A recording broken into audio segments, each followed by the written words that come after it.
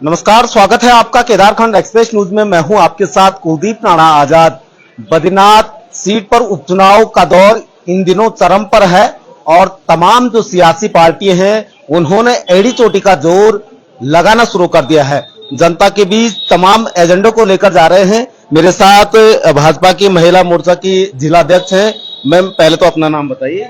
मेरा नाम डॉक्टर हिमानी वैष्णव है। मैं महिला मोर्चा जिला अध्यक्ष हूँ और साथ में निवर्तमान नगर पंचायत अध्यक्ष नंदप्रिया। मैम, पूरा उपचुनाव, पहले तो ये बताइए कि उपचुनाव की आवश्यकता जो पड़ी है जनता के बीच, इसका मैसेज ठीक मिल रहा है आपको? बिल्कुल, देखिए ऐसा है कि हमारे जो प्रत्याशी हैं उन्होंने इतना बड़ा त्याग किया है और त्याग करने के पीछे कारण क्या है आप पहले ये जानिए, और जनता भी ये जानती है कि त्याग करने के पीछे कारण ये है। उन्होंने अपनी विधायकी छोड़ी है।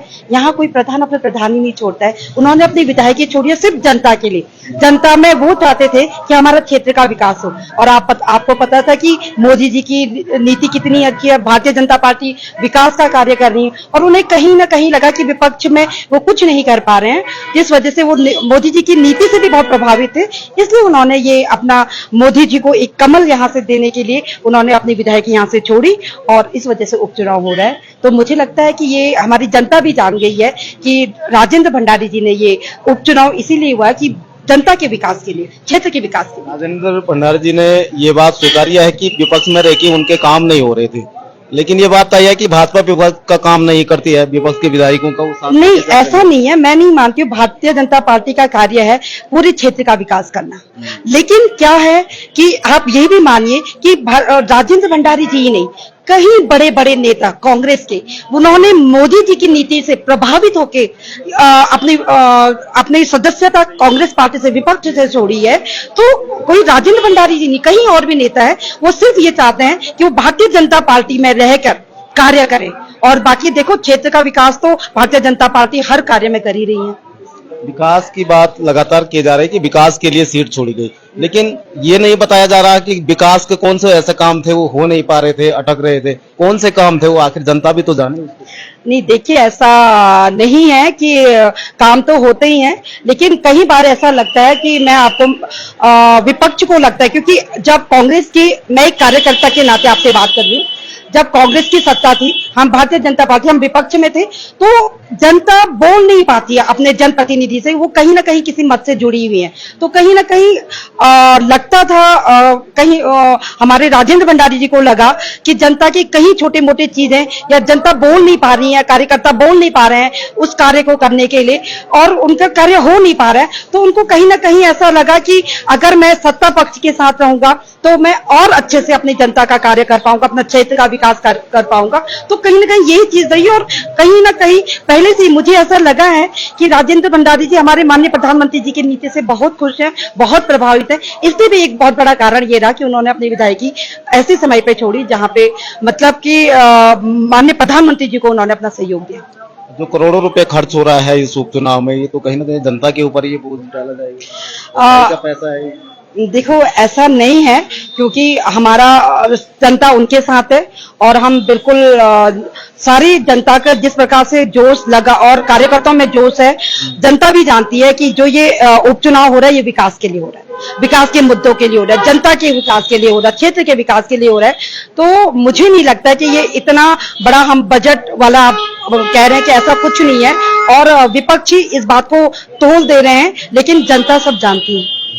जनता सब जानती। मैम, बद्रीनाथ विधानसभा में बहुत सारे गांव आज भी ऐसे हैं जो सड़क से वंचित हैं, और जिन गांवों में सड़क पहुंची है तो वहां डामरीकरण नहीं हो रहा है कई सालों से लटके।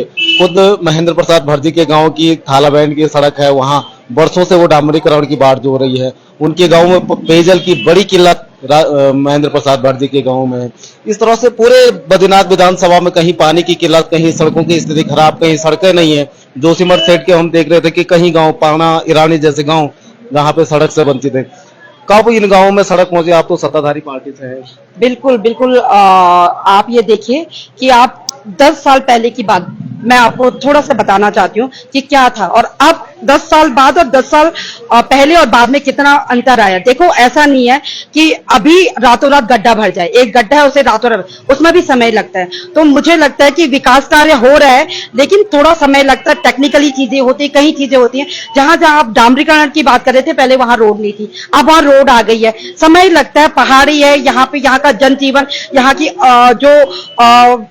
हमारा जो वातावरण है, विषम परिस्थिति है, कई चीजें होती है कि मैं खुद एक जनप्रतिनिधि रही हूं, मैंने देखा है जहां हम रास्ता बनाते थे, कुछ बार आपदा आने पे वो रास्ता ऐसे टूट जाता कि लगता ही नहीं था कि हम यहाँ कभी रास्ता भी रहा हो। तो कई बार प्राकृतिक आपदा ऐसे सिचुएशन में भी आके भी विकास कार्य में रुकावटें आती हैं। लेकिन मैं आपको दावे से कहती हूँ कि पिछले 10 सालों में बहुत विकास उत्तराखंड का हुआ है, हमारे पूरे विधानसभा का हुआ है और धीरे धीरे हो रहा है।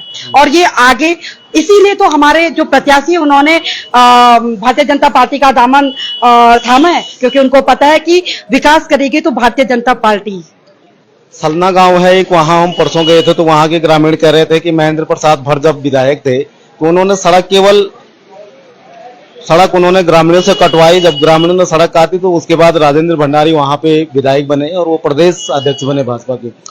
लेकिन महेंद्र प्रसाद भट्ट चाहते तो वो सड़क किसी विभाग के पास हैंड ओवर होते, लेकिन केवल इसलिए नहीं हुई, बल्कि वो कह रहे थे कि इस पे बोर्ड जो है राजेंद्र भंडारी के नाम से लिखे। तो केवल एक बोर्ड की राजनीति जो हो रही है। नहीं, देखिए, नहीं ऐसा नहीं है।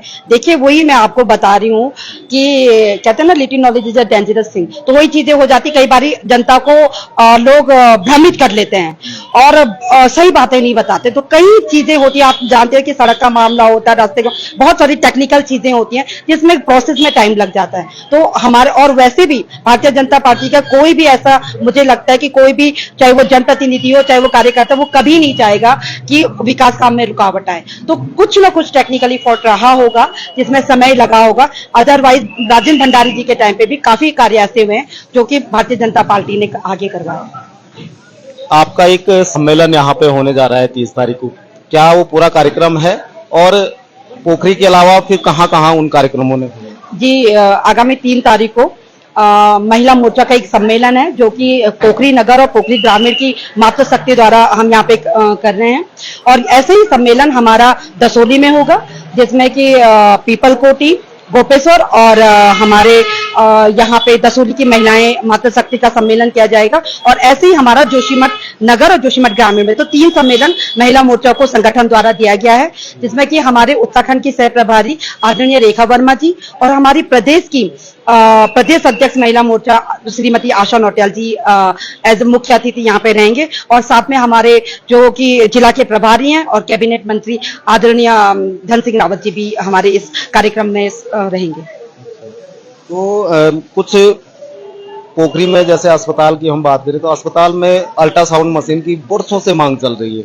बारी बारी से राजेंद्र भंडारी और महेंद्र प्रसाद भट्ट जी, इस क्षेत्र इनका गृह क्षेत्र ये रहा है, लेकिन उसके बावजूद भी ये बुनियादी चीजें अगर पूरी नहीं हो पा रही है तो फिर विकास की बड़ी उम्मीद कैसे करें? नहीं, बिल्कुल होगी। अब आप देखिए, राजेंद्र भंडारी जी जब प्रत्याशी अभी चुनाव जीत कर आएंगे तो ये सारी चीजें धीरे धीरे अपने आप ही सारी चीजें होंगी। और मुझे विश्वास है कि मैं आपको ये दावे से कहती हूँ कि राजेंद्र भंडारी जी प्रचंड बहुमत से जीत रहे हैं और जैसे ही वो जीतेंगे हमारे पोखरी क्या पूरे बद्रीनाथ विधानसभा का विकास होगा। और अल्ट्रासाउंड, और देखिए आप, मैं आपको बता रही कि हॉस्पिटल में पहाड़ों में माननीय हमारे जो प्रभारी जी हैं धन सिंह रावत जी, उनके नेतृत्व में बहुत ऐसी विषम जगह में भी डॉक्टर्स आ गए हैं। तो ये एक बहुत बड़ी बात है। और अल्ट्रासाउंड के लिए आप समझ सकते हैं कि अल्ट्रासाउंड मशीन लगाना ही हमारा टारगेट है। मेन है कि उस मशीन को चालू करने के लिए रेडियोलॉजिस्ट का होना बहुत जरूरी है। तो ये सब चीजें देख कर ही आगे कार्य होता है। और मुझे पूरा विश्वास है, माननीय जब हमारे राजेंद्र भंडारी जी जब जीत के आएंगे तो हमारे पोखरी की जितनी भी जन समस्याएं हैं उनका जरूर समाधान होगा। और मुझे साथ राजेंद्र भंडारी के भाजपा में आने से बहुत, जो भाजपा भारतीय जनता पार्टी का अपना संगठन है उसमें बहुत असंतोष भी नजर आ रहा है। बहुत सारे लोग असंतुष्ट है। क्या मना लिए गए हैं या फिर अभी नहीं बाकी रह गई? नहीं, मैं आपको बताना चाहूंगी, भारतीय जनता पार्टी एक डिसिप्लिन पार्टी है जो संगठन से चलता है।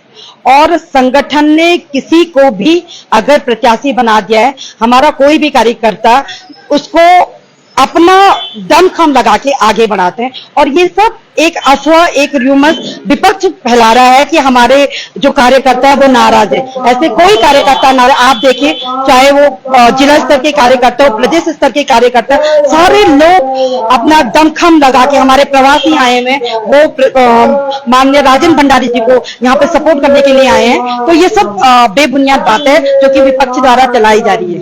बहुत धन्यवाद हमारे साथ जुड़ने के लिए। तो ये थी हिमानी वैष्णव जी, पूर्व नगर पालिका अध्यक्ष नंदप्रयाग और वर्तमान में जिला अध्यक्ष महिला मोर्चा भारतीय जनता पार्टी। आप एक नई रिपोर्ट में फिर आपके बीच हाजिर होंगे। नमस्कार।